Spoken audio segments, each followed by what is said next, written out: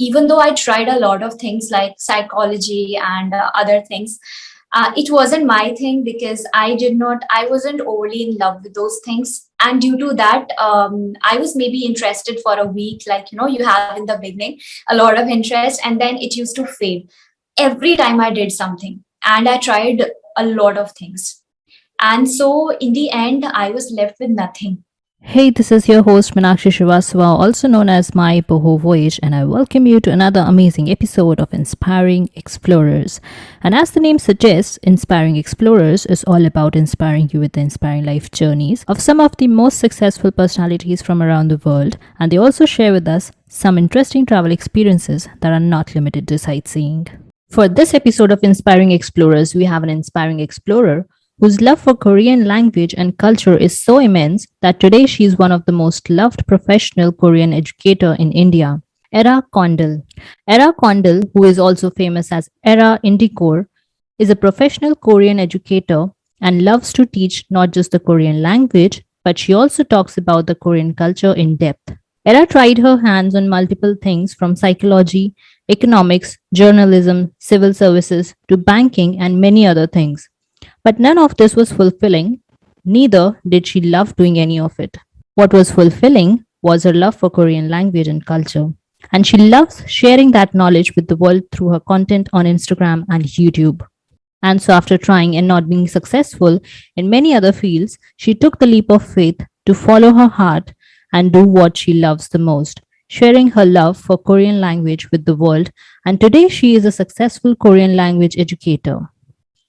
Let's understand more about Era's beautiful and inspiring journey in this episode of Inspiring Explorers. And before we start this episode, let me tell you that you can watch all my Inspiring Explorer episodes on my YouTube channel named MyBohoVoyage, spelled as MyBohoVoyage, or you can listen to them on Spotify, Apple Podcast, and Google Podcast. Just search for Inspiring Explorers on the apps and you'll find the show. Also, all the links are mentioned in the description box below. Also, come connect with me on Instagram at @MyBohoVoyage to catch me and my guests go live on Instagram. And if you're on Clubhouse, let's catch up for some good conversations.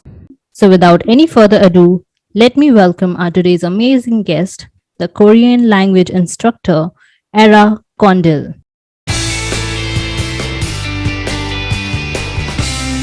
Welcome to Inspiring Explorers, Era. It's so amazing to have you on the show. Thank you so much for having me.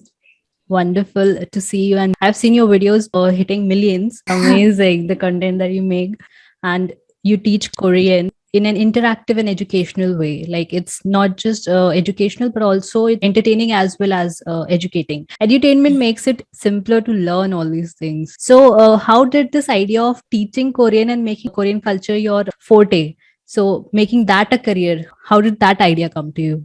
It happened really randomly. Like, I did not really think that, okay, someday I woke up and I was like, okay, I'll just start this thing. Because I had definitely, everyone is on Instagram and I used to see people, making videos. But this kind of thing never came to my mind that, making videos can be a thing in my life.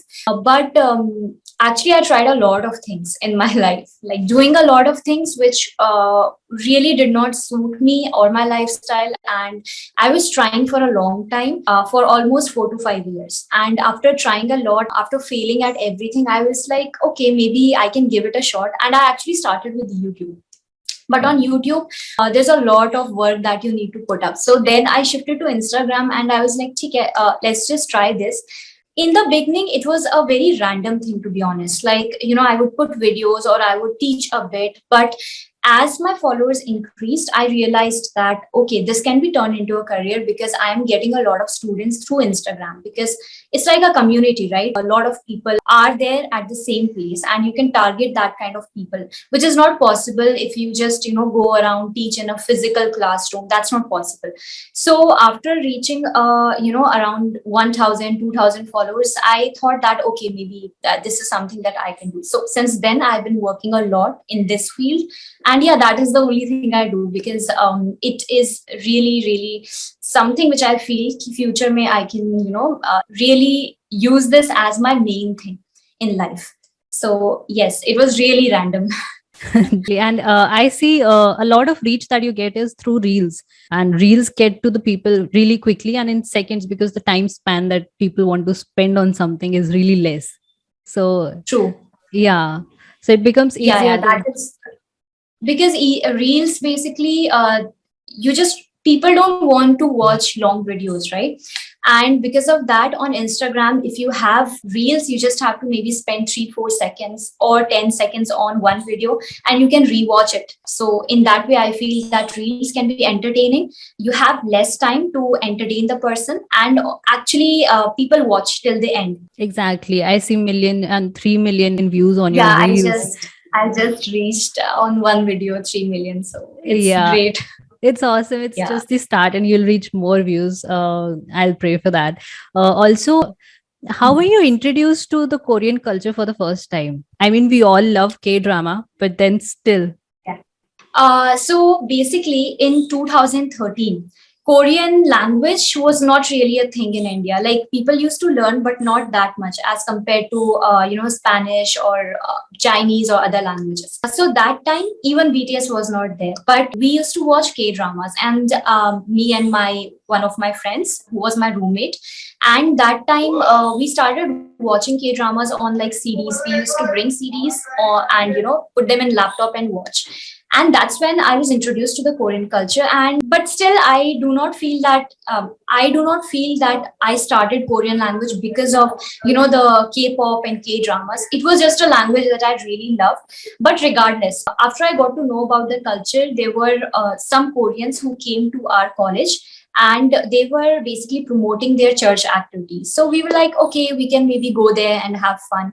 So that was the time we went there to their church, and we had a lot of fun. And that's when I realized that, okay, there's a lot of connection I feel to the culture, to the people. So maybe, I could start learning Korean language. So that's when it all started. Although, yeah, K drama was one of the factors, but no, not the complete interest in the language. It was just mainly because of just the interest in the language. For me, it's just really beautiful. So that's how I started. It is a beautiful culture. I see Korean culture, and especially they make very amazing horror movies. Like it's either Japanese or Korean. They'll make the Which one best have you horror. seen? The Call. I have seen many. Call. The Call was one Yeah. of the best ones that I liked.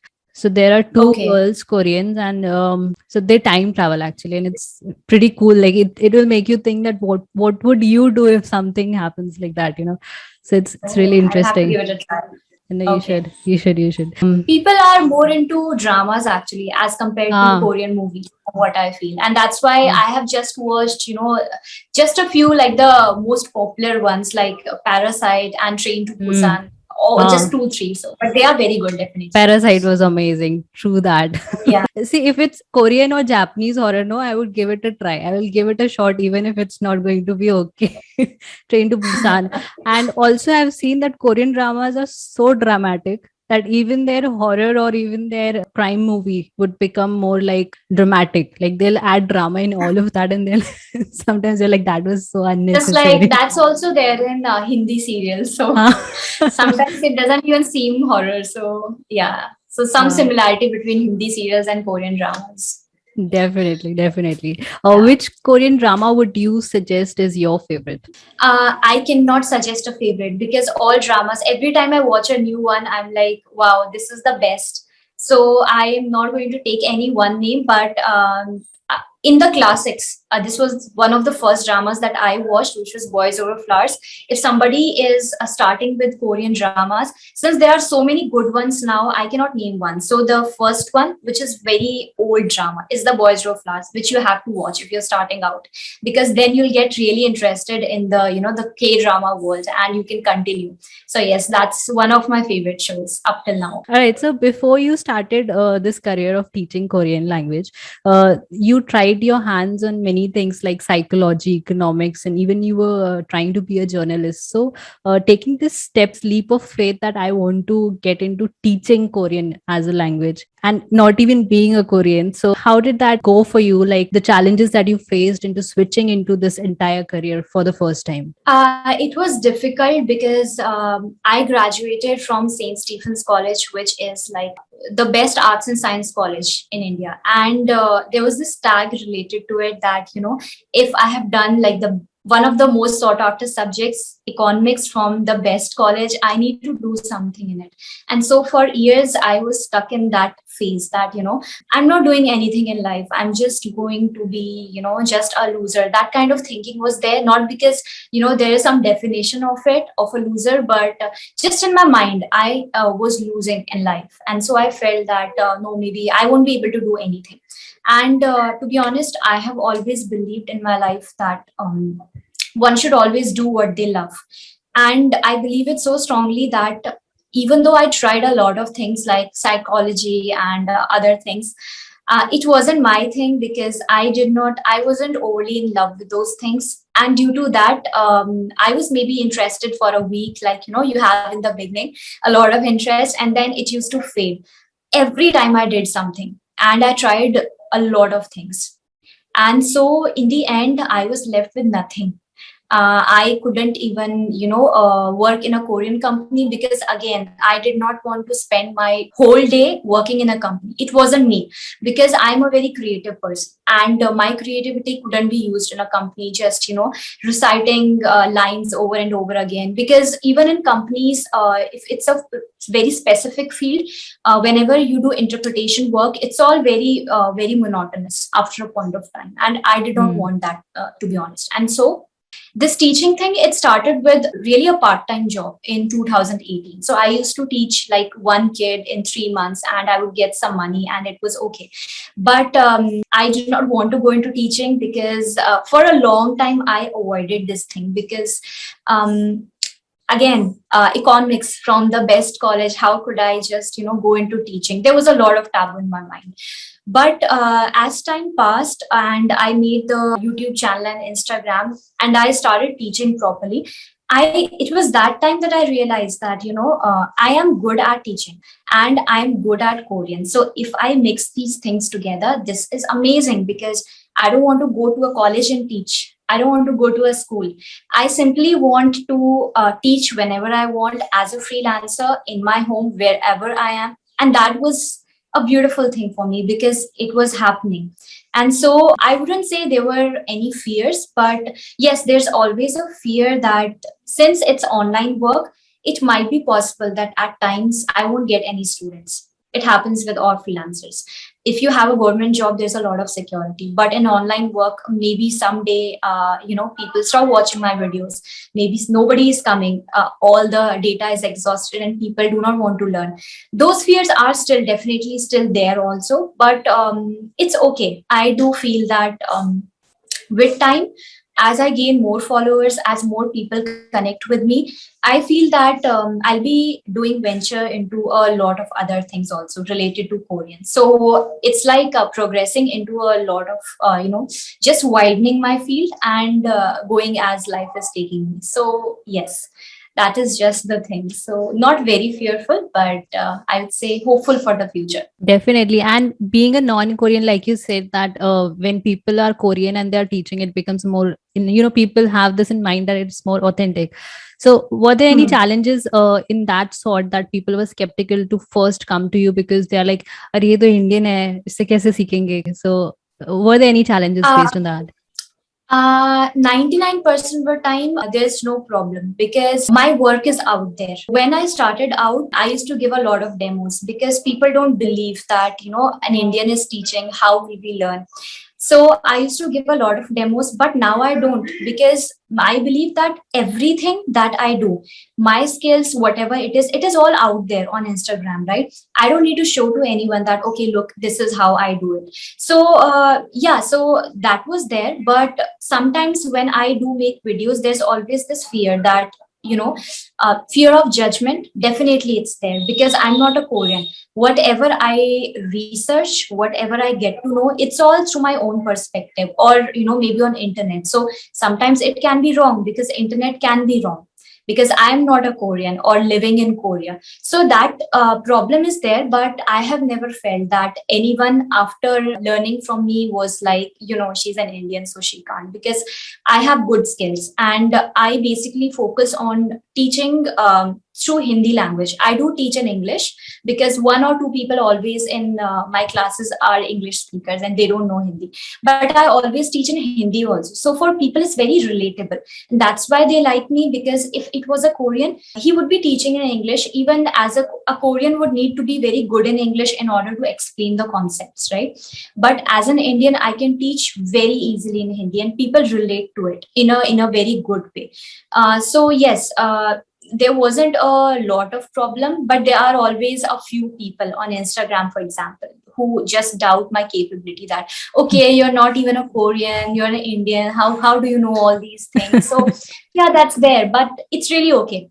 Because I always feel that if 0.001% people don't like me, then the rest actually like me and they actually learn something from me. So it's really okay, because if you're online, there are going to be some haters, and it's really it's okay because people have their perspective.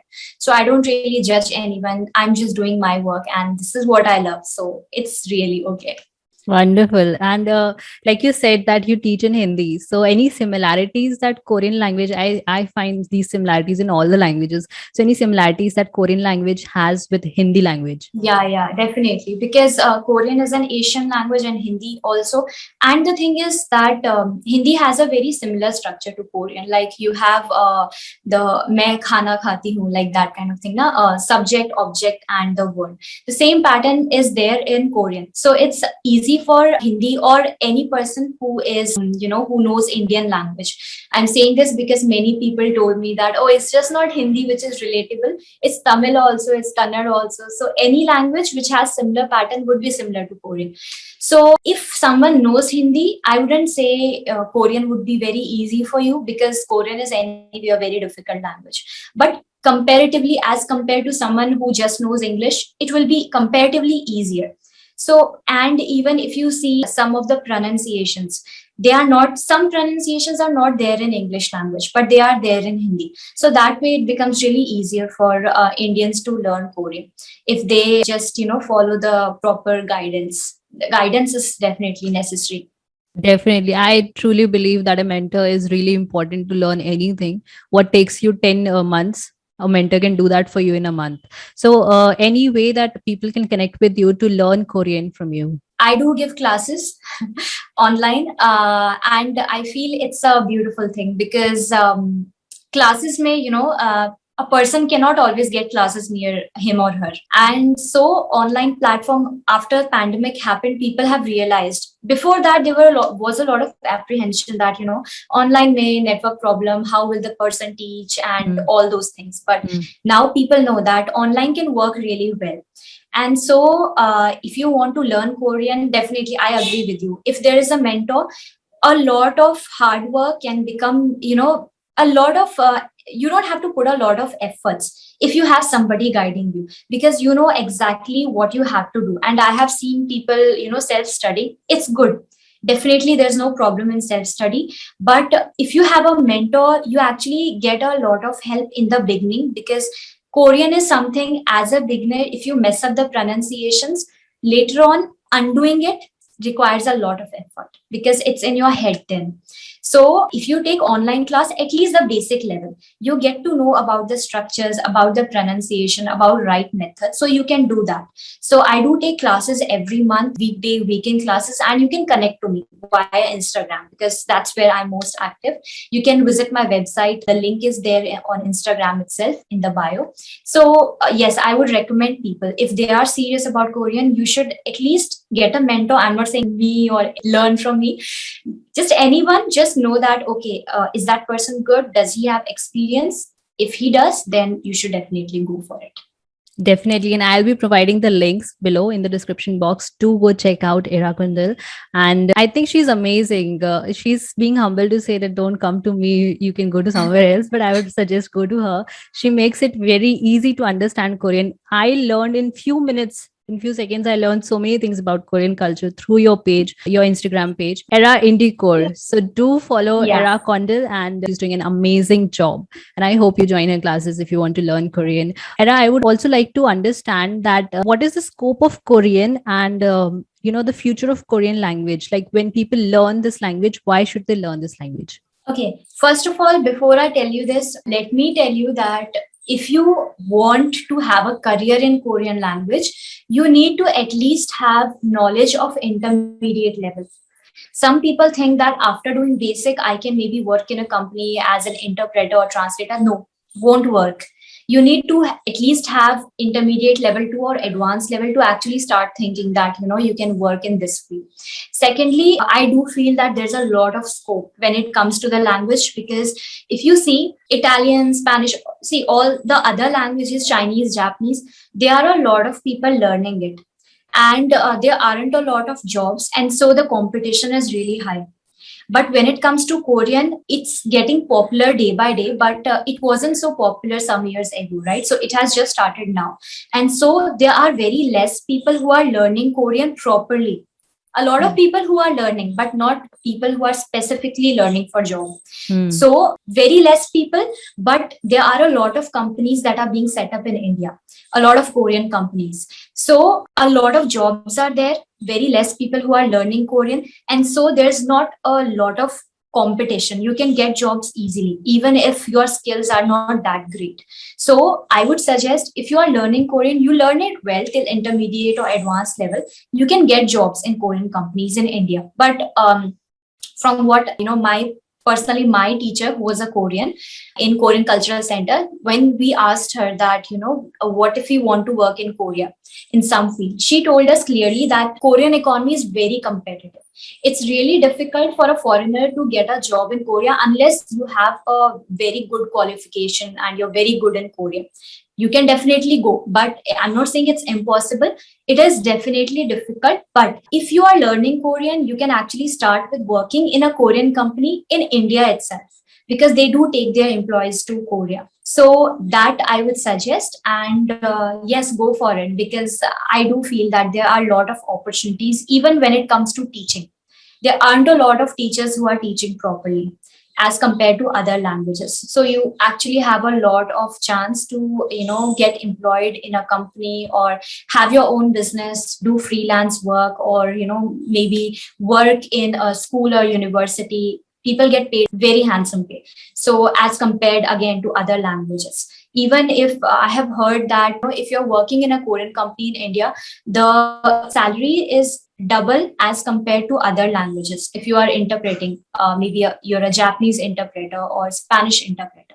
So the salary is very high. It's really good. So people should actually give it a try. Definitely. I assume that the handsome pay that you're talking about is something which should attract people. And also, the Korean culture is really interesting, and you make it easy to understand. So when I was watching your reels, I got to know a very random and funny fact. If you have seen a dream and you see a pig in your dream, they pay you for your dreams for the good luck. So Yeah, that is and interesting. but I'm telling you, people took it so seriously. It's a myth, right?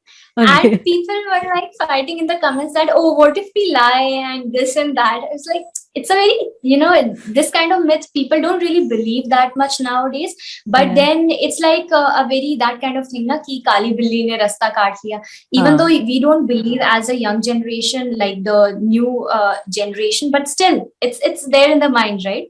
That kind of thing. So people were getting very serious about it. But yeah.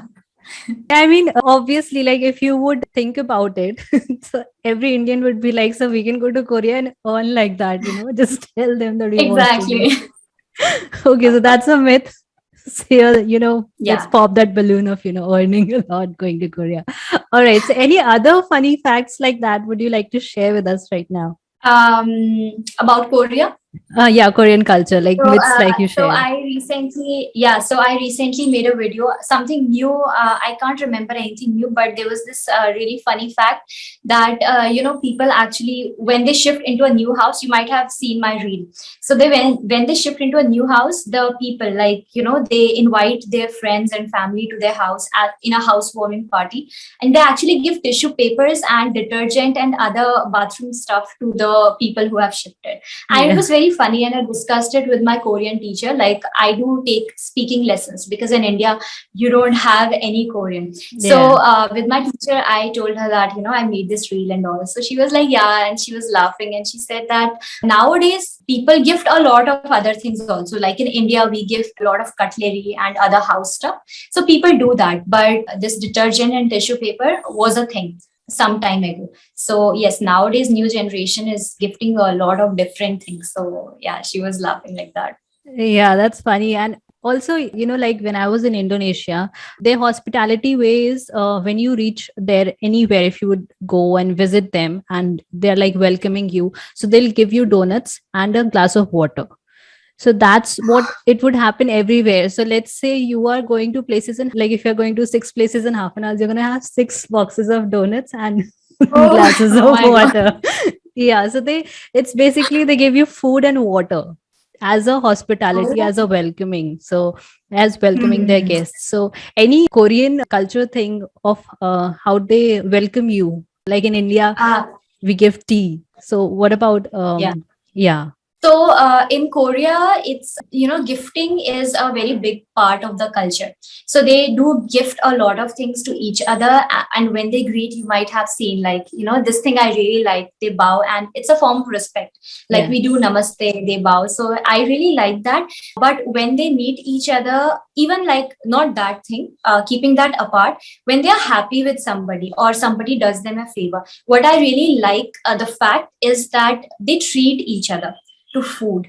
And it's a very big part of the culture that, for example, you do me a favor, or I'm really happy because of something you did, or maybe I'm meeting you after a long time and you're my very close friend. So I would say, yeah, let me treat you to some, some food. So I'll take you to a restaurant. And that thing doesn't happen in India, right? People split the bills mostly, even Yeah. friends. But in Korea, if you are older to me, or if I'm older to you and you are younger, I would be like, okay, I'll take you, I'll treat you to some food. So that kind of culture I really like, that, people are very connected through food. So food is a very, it is something very important to Korean people, and so they connect a lot over it. They make, they make friends through the food. So yeah, so that is something that I really like. Cool. That's something new again to learn. Like they make friends through food. Any favorite Yeah. dish of yours from Korean culture? I used to eat a lot of non-vegetarian food. And in 2018, I turned a vegetarian. And after that, I couldn't eat anything. But right now, as a vegetarian, because many people have asked me, as a vegetarian, what would you suggest to us? Hmm. I would say my all-time favorite is kimchi. That's like Indian wala achar. But Hmm. Indian achar is something which you can eat only in small quantity. But kimchi is something you can eat a lot with rice or any other food. Kimchi is really tasty. It's sour. So it doesn't really suit a lot of people. Many people who are not into the Korean culture, they don't like it. But it's really tasty. It's fermented food. Apart from that, people can also try kimbap, because I personally really love it. So these are like, rolls, seaweed rolls with rice and vegetables and kimchi filled in it with, and you can have it with kimchi or soy sauce, stuff like that. So that is really tasty. And you go for bibimbap. Bibimbap is again like a very, very popular dish. So you can go for these things if you are starting out. At least that is my favorite right now as a vegetarian. But as a non-vegetarian, I used to eat a lot of things, which is out of the option now. Yeah, I mean, I was going to ask you this because I'm a vegetarian, and whenever I travel to Asia, let's say Indonesia and Singapore were it was okay in Singapore, but when you are in Indonesia, things change because like Bali is very common, but then I was in Surabaya. Surabaya is a very less famous for tourism, so they serve you food that they eat. Even though I mean, and when you tell them that you're a vegetarian, they'll be sad that you're a vegetarian. That oh, ab kya khayenge? Although they tried a lot, they watched YouTube videos, but the taste changes. So I was about to ask you that what would vegetarians eat if they travel to Korea? Yeah, it's actually difficult because even if you go to Korea, from what I have not been there, but I have heard that if you go and tell people that in a restaurant that I want to eat vegetarian, they are confused because they feel that vegetarian means something that doesn't have just the meat, but they can put egg in it and fish in it. So for them it's very confusing thing. What is a vegetarian? They don't get it unless you tell them specifically that okay, no egg, no fish, no meat, nothing. Yeah, you have to So be specific with no meat. They used to serve yeah. breakfast may beef, beef in breakfast. Also, those donuts had beef in them. I never tried it. Even yeah, even like I we went to a restaurant in the beginning when we me and my friend, we started eating Korean, and we were sitting in the restaurant. This person comes and he's like, okay, this is the food you want. We were like, yeah. And then he was like, do you want frog in it? And I don't know if I heard it right or not. I'm not very sure, but we heard frog and we were like, no, no, not at all. Don't put it, don't put anything. So that's there. Yeah. Okay, cool. So you have to be really specific and clear while you're ordering food in Korean Yeah. restaurants, even in India. True. Okay, so my next question was, have you been to Korea? So if you have not, do you plan to visit Korea anytime soon? I plan to visit because a long time ago I wanted to go there to study for a scholarship or something. But then it changed because now I'm completely, set up and I have a career and I'm doing a lot of things. So I do not wish to go there and study. But after the pandemic is over and, you can go and actually travel to places rather than being restricted in one place. Right now, all the places are very restricted. So once it's all clear, I would definitely want to go for a small trip, not to study because it would take a long time. So that's not that's out of my plan for now. Also, it would take, you'll have to study and give exams, and that's a little. Yeah, because like I have heard that once people start working, it's very difficult to start studying again. So spending 2-3 years into it, it would be difficult for me mentally. So I'll just go and have fun and come back. Yeah. And what cities do you want to visit? If I say like Busan is very famous, okay, and there are other famous places. What cities would you like to visit and explore? I would like, I haven't researched a lot about it, but definitely I want to go to Seoul because that's like the center. And they are, it's like the nightlife, the city life, it's all good. And apart from that, I do want to go to Jeju Island because, we have seen it. I have seen it in Boys Row Flowers and it was like so beautiful. It's really good. And, you can have a lot of fun on the island. So there. And Seoul is there, Jeju is there, Busan definitely. Because not because I know of any such place there, just that I want to go there and once explore. So definitely these three places I would want to go. And I had plans to eat a lot there. Sadly, again, non-vegetarian is out. So now I have to be very picky with the street food what I eat.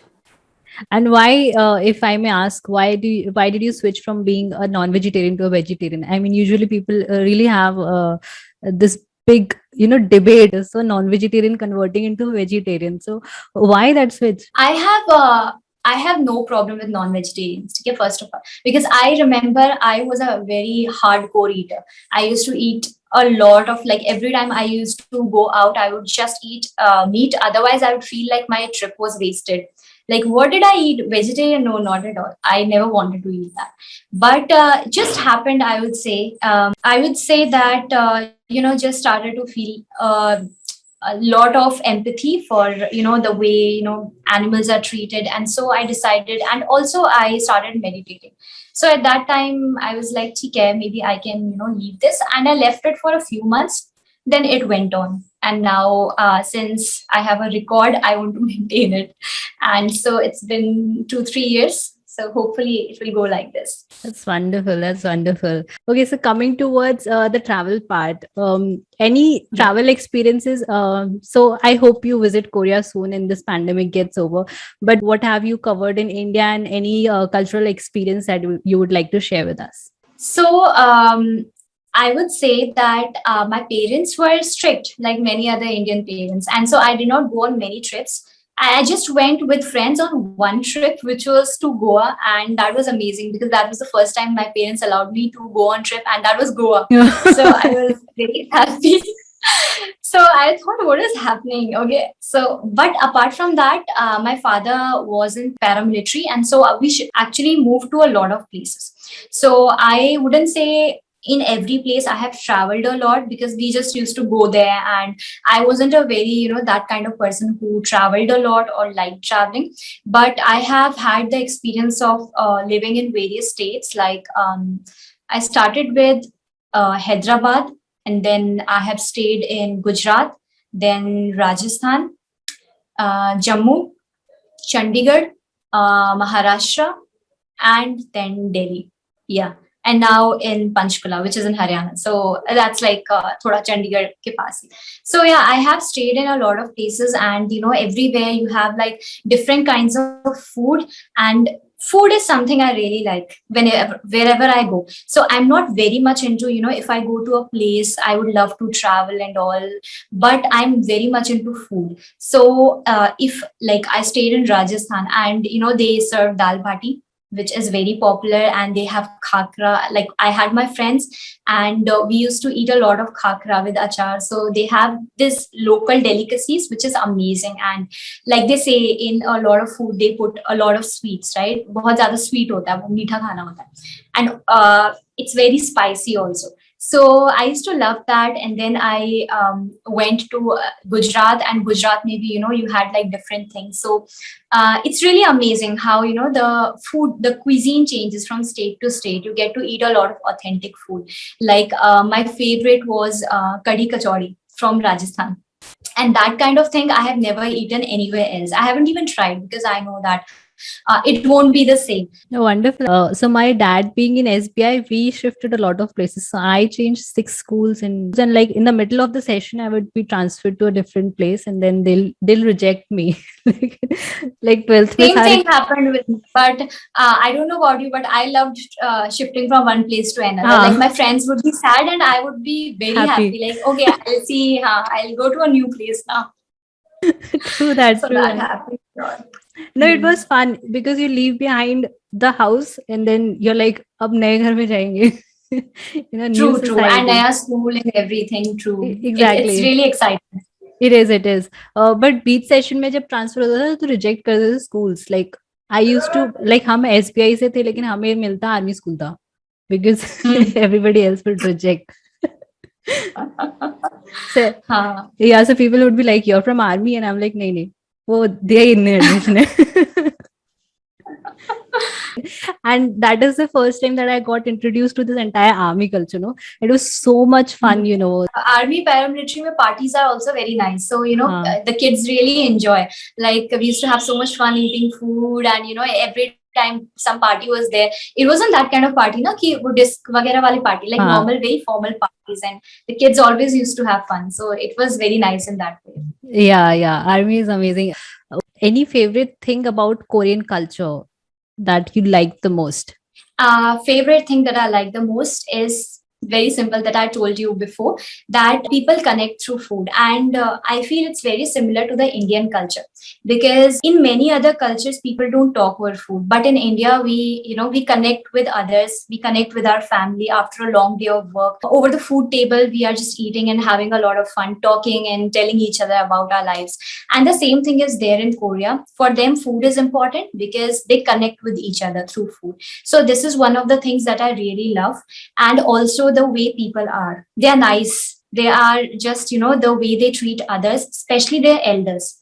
It's again very similar to India. So there's this culture of respecting elders, and it really matters to them, like their family and the elders. So that is something I really feel that people can learn from, respecting elders, respecting everyone around you, or respecting the food, or connecting through the food. So yeah, so that is something that's really special. Yeah, it is. It is like connecting with the family, and we are westernizing a lot, and so we are forgetting that Asian culture is, deep down, it is for the family and with the family. So I True. hope, yeah. All right. So, Okay.